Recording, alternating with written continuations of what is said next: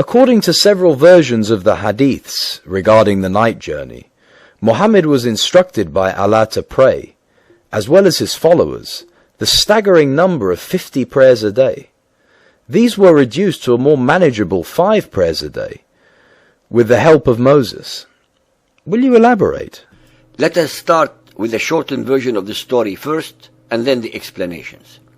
Sahih al-Bukhari Hadith 1.345, narrated by Abu Dahr. Allah's Apostle said, "While I was at Mecca, the roof of my house was opened, and Gabriel descended, opened my chest, and washed it with Zamzam water. Then he brought a golden tray full of wisdom and faith, and having poured its contents into my chest, he closed it. Then he took my hand and ascended with me to the nearest heaven. When I reached the nearest heaven, I saw a man sitting with some people on his right and some on his left. I asked Gabriel, 'Who is he?' He replied, 'He is Adam, and the people on his right and left are the souls of his offspring.'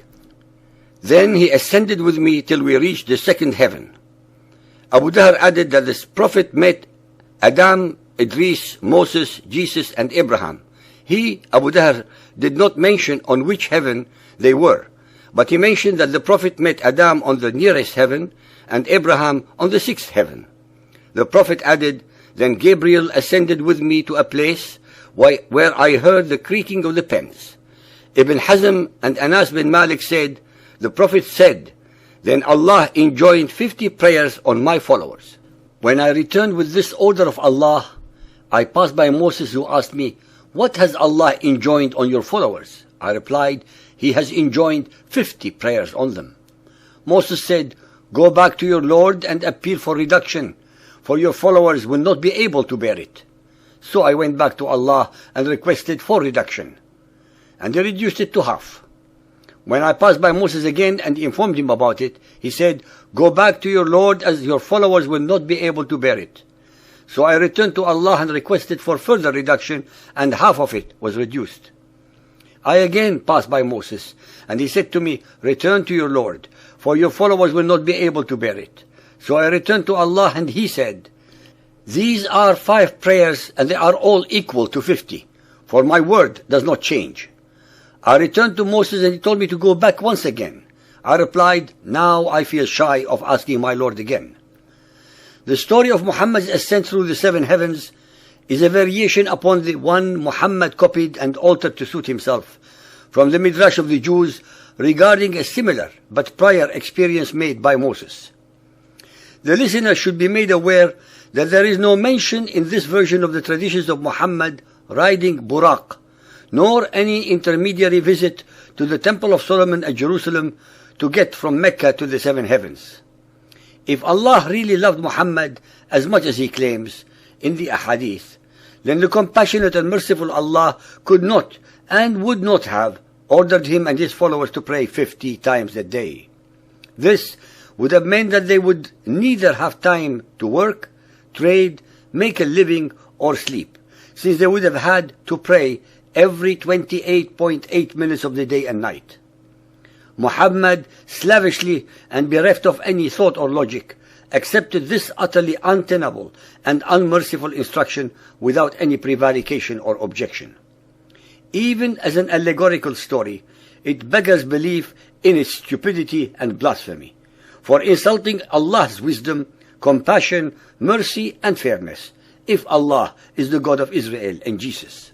It was because Moses repeatedly insisted that Muhammad should ask Allah for a reduction of such an onerous and unreasonable demand that was ultimately reduced from 50 to 5 prayers a day that Muhammad could even have a religion.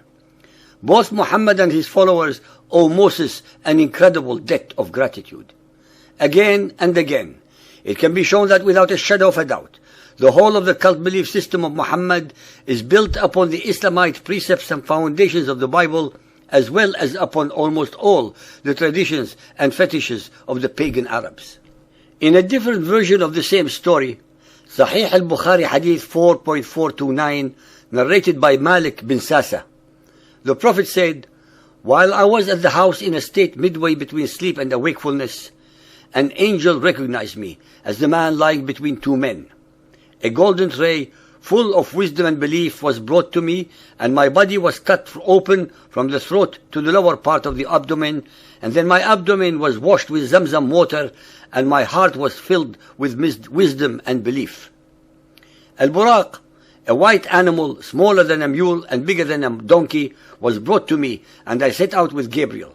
When I reached the nearest heaven, in this version, Al-Buraq was used to transport Muhammad from Mecca to the first heaven without any landing at Jerusalem. It should be pointed out that in all the different sources, including Bukhari Hadith 5.227 and 9.608 of the above story, the following extremely important observations should be taken into account. 1. In none of them did Muhammad go to Jerusalem, but went directly from Mecca to the heavens. 2. In none of them did he pray at Jerusalem. 3. There are important discrepancies between the various versions regarding the place where he was asleep, the number of angels who were present and whom he met in the different heavens. 4. In none of them was Buraq tied to or at any sacred rock or wall at Jerusalem. 5. In all of them, it was the advice of Moses which saved Muhammad and Islam from complete and utter irrelevance. 6. In numerous hadiths, Muhammad claims he was the most beloved of Allah's apostles.